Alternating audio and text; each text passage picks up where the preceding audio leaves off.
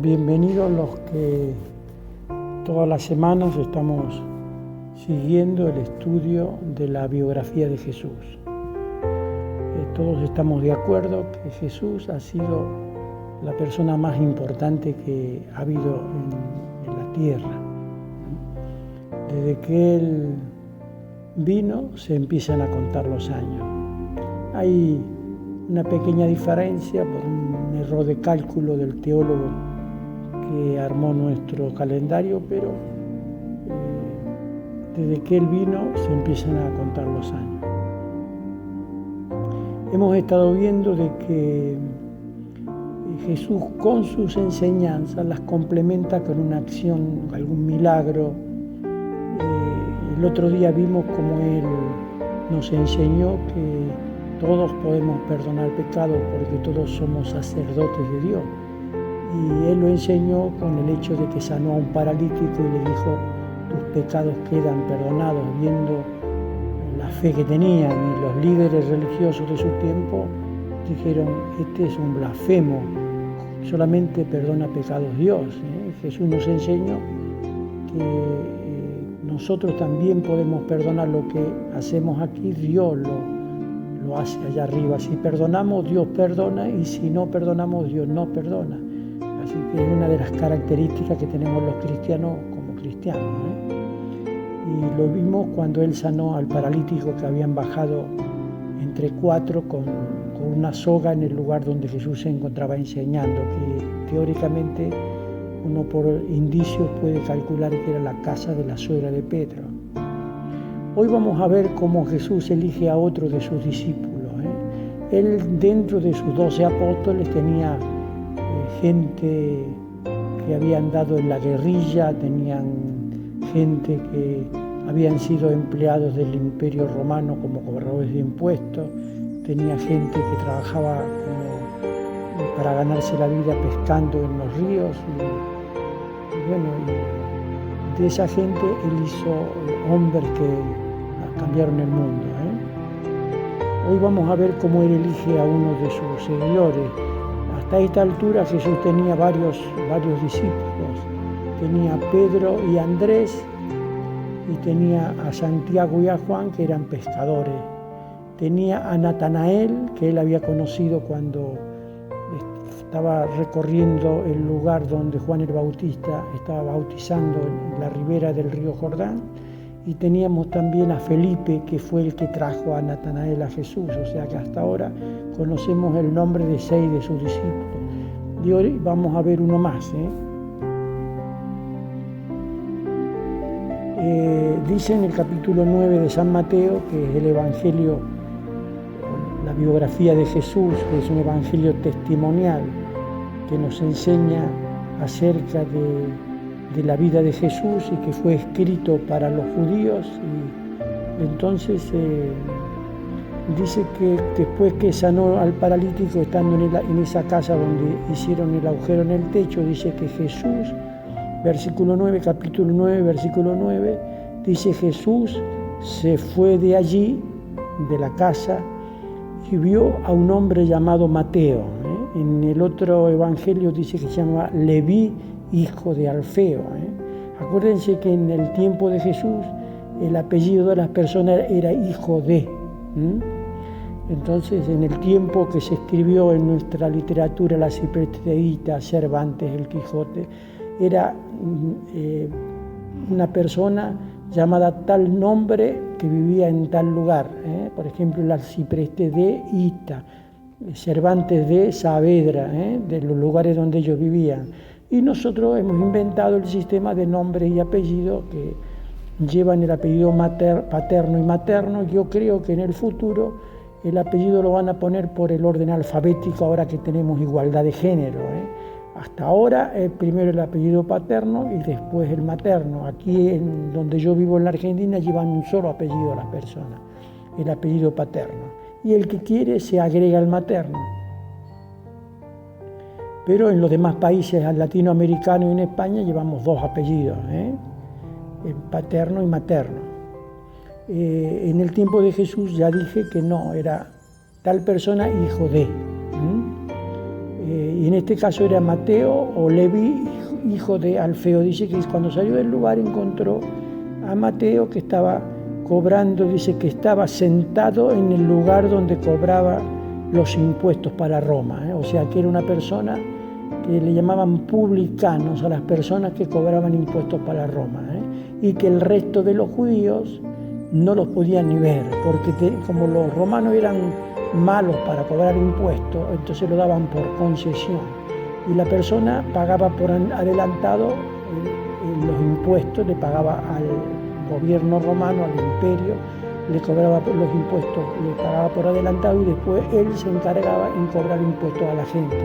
Y por lo general cobraban 4 veces más de lo que él había pagado a los romanos, o sea, eran personas que se enriquecían a costilla del Estado cobrando impuestos para Roma, y entonces eran odiados por el resto de los ciudadanos o conciudadanos judíos. Eran judíos que estaban trabajando para el imperio. Dice, y este Mateo estaba sentado en el lugar donde cobraba los impuestos para Roma. Y cuando Jesús lo vio, Jesús le dijo, sígueme. ¿Y qué hizo Mateo? Entonces Mateo se levantó y lo siguió. ¿Y qué es lo que hizo Mateo cuando siguió a Jesús? Le hizo una fiesta, le hizo un banquete. ¿Y quiénes eran los que fueron invitados al banquete? Todos sus amigos. ¿Y quiénes eran sus amigos? Los otros publicanos, los otros cobradores de impuestos. Por eso dice aquí, esto lo dice en la historia de Jesús, en los otros evangelios. Yo voy agregando lo que en este no dice de lo que los otros dicen.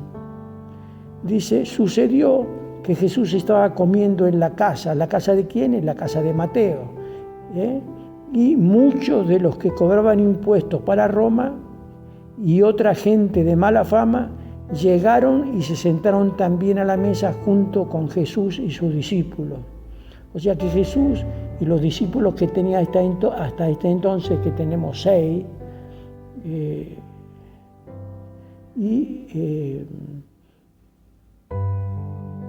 estaban sentados juntamente con Jesús y toda esta gente que era odiada por el resto de la sociedad en el banquete que Mateo le hizo. Ojalá que cada uno de nosotros, aquellos que descubrimos que Jesús es el enviado de Dios, la causa de nuestra existencia, que cuando uno se entrega a Él cambia la manera de enfocar la vida, ya no vive uno más como persona natural, sino como una persona sobrenatural, consagrada a Dios, y uno entonces ve las cosas de otro ángulo, y uno entonces, en vez de drogarse con alcohol o con vino o con fiesta, eso no quiere decir que uno no vaya a la fiesta y que uno esté integrado en la sociedad, sino que uno ya, eso es una cosa secundaria, no es como los demás que toman un poco de más y que se divierten, y después cuando se encuentran en la casa solos son más amargados.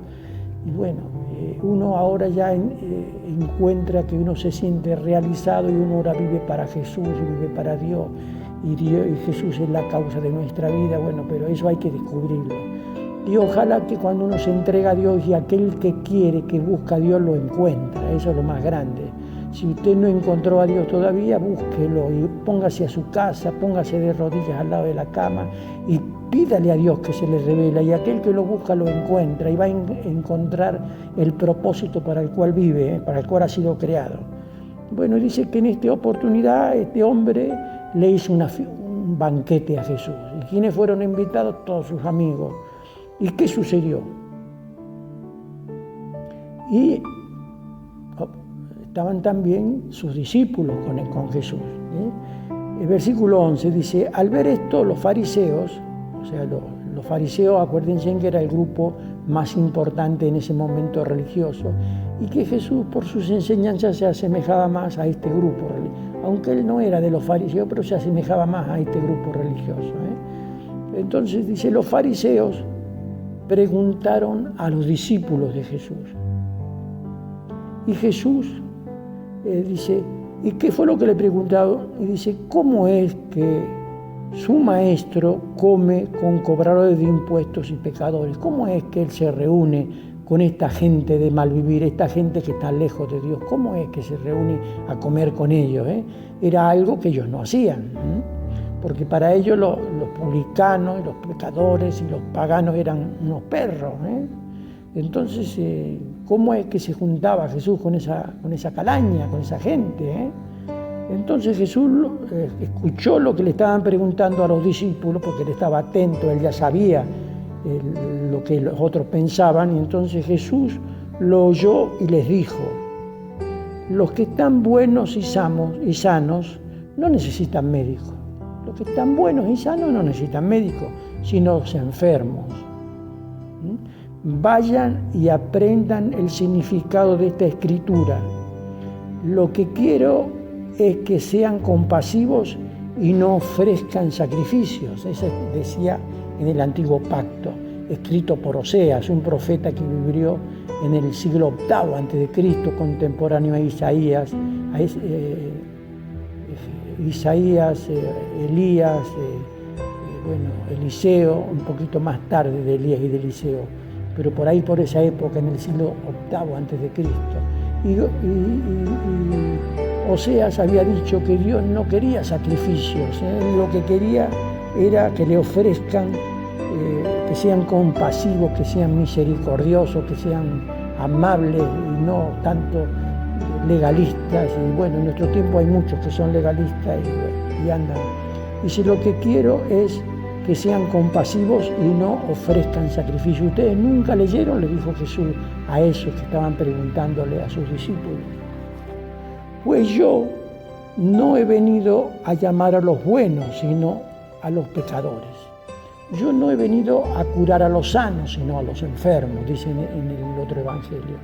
Así que esa es la causa por la cual Jesús vino, y ahí con eso ya les contestó a esta gente la pregunta que le estaban haciendo, por qué él se juntaba con personas que ellos odiaban. Y también en esa oportunidad Jesús nos enseña otra cosa. Dice: ya vemos cómo nos ha enseñado que lo importante es ser compasivo, ser amable, ser respetuoso, antes que ser esos sacrificios y todas esas penitencias y todo eso que la gente hace. Miren, es más fácil para una persona decirle: mire, andate a la punta del cerro de rodillas para seguir a Dios, como yo veo acá en las grandes concentraciones que hay acá en la Argentina, por ejemplo, la Virgen del Luján, la Virgen del Rosario, creo que es de Catamarca. La gente va y va descalza y qué sé yo, la gente quiere hacer sacrificios, cuando en realidad Dios no pide sacrificio. Dios pide un corazón arrepentido, un corazón sincero, una persona que realmente se arrepiente de que ha vivido una vida de lejos de Dios antes que los sacrificios. Uno le dice a la gente: mira, vos para poderte reconciliar con Dios, andate descalzo a la punta de la montaña. Y la gente se va. Pero si uno le dice: vos te tenés que arrepentir, tenés que pedirle a Dios que te perdone, y tenés que serle fiel, y tenés que vivir una vida en consecuencia, eso no lo hace. Porque la gente busca cosas difíciles, yo no sé, somos así los seres humanos.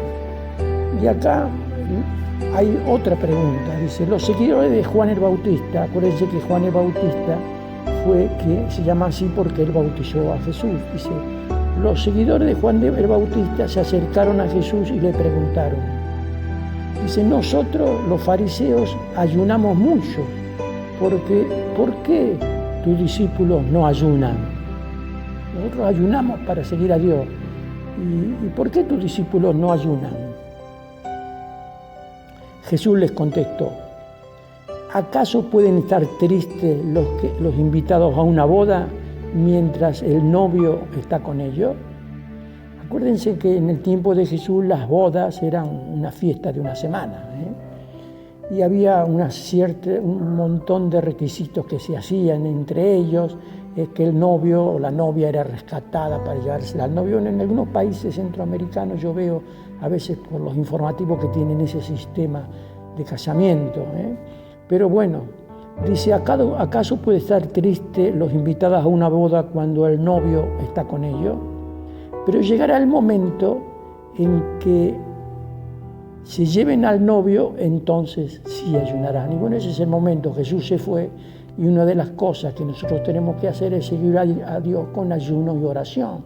Y es orar a Dios y ayunar y pedirle al Señor que Él... Y en otra oportunidad le voy a explicar la clase de ayuno. A veces no es estar sin comer mediodía o estar sin comer un día entero, sino que a veces es un poco más. Dice, y Jesús dice, ya vendrá el momento en que ayunarán, y eso es lo que ahora es el tiempo, dice. Y entonces Jesús dice, nadie arregla un vestido viejo con un remiendo de tela nueva, porque el remiendo nuevo encoge, rompe al vestido viejo y el desgarrón se hace mayor. Y eso ya lo sabemos. Hoy día la gente no remienda, porque va, tira y compra. Cuando yo era chico, las mujeres se la pasaban cosiendo, remendando continuamente la ropa. Entonces nadie iba a poner un remiendo nuevo en una ropa vieja, porque la ropa vieja se va a romper, el remiendo nuevo y se encoge cuando se lava y rompe al viejo. Más bien que en la ropa vieja se pone remiendo nuevo. ¿Qué decía Jesús? Que lo que él enseñaba nuevo no andaba en el sistema de vida que ellos vivían, un sistema viejo. Y eso lo tengo por experiencia. Como el ser humano, somos personas que tenemos una debilidad que no se nos puede lavar el cerebro. Cuando uno pertenece a un sistema de vida y cuando vienen las enseñanzas de Cristo, que las enseñanzas de Cristo demuelen todo lo anterior, es muy difícil cambiar, porque eso son cosas nuevas y las cosas nuevas es muy difícil meterlas en nuestro sistema de vida vieja, pero es necesario. Es necesario. Si no tomamos estas cosas nuevas que Jesús enseña, pobre de nosotros. Y también dicen, y tampoco se echa vino nuevo en cueros viejos, porque los cueros se revientan y tanto el vino como los cueros se pierden. Acuérdense que en el tiempo de Jesús no había plástico, había vidrio y había vasijas de barro y había plástico, pero había también cueros. Habían descubierto que el cuero de cabra era impermeable, no pasaban los líquidos. Entonces con cuero de cabra le sacaban toda la carne sin romper a la cabra, le sacaban la carne por la boca o por una de las patas, por el cuello, y entonces quedaba el cuero entero. Y entonces ese cuero de cabra le cosían todos los huecos que quedan, las patas, y se lo cosían bien, y entonces era el instrumento que tenían para transportar líquido, aceite, vino. Y bueno, lo llevaban en los burros, en los mulares, en los caballos, de un lado para otro. Y dice, nadie pone vino nuevo en cuero viejo, porque el vino nuevo, como tiene toda la fuerza, entonces va a romper los cueros. O sea que el vino viejo va en cuero viejo y el vino nuevo va en cueros nuevos. Y bueno, eso quiere decir es lo mismo que lo anterior, que las enseñanzas de Jesús, que son nuevas, que son revolucionarias, que son cambiantes, no van en las tradiciones antiguas, en el sistema de vida antiguo, y por eso es que uno cuando le habla a una persona que tiene un sistema de lavado de cerebro, encima es muy difícil que cambie, pero aquellos que buscan a Dios, Dios les ayuda a cambiar. Bueno, espero que... Y dice Jesús, por eso hay que echar el vino nuevo en cueros nuevos, para que así se conserven las dos cosas. Bueno, Dios elige cuero nuevo para meter sus enseñanzas nuevas. Espero que todos tengamos la altura de despojarnos de todo lo como hemos vivido y aceptar las enseñanzas de Jesús. No me extiendo más, espero que Dios los bendiga y que los sirva y los instruya y les dé una capacidad, les dé una mente, que puedan abrirse y no seguir con un sistema de vida de lavado de cerebro que nos han enseñado desde que hemos nacido. Que Dios los bendiga, los prospere y les dé la capacidad que necesitan.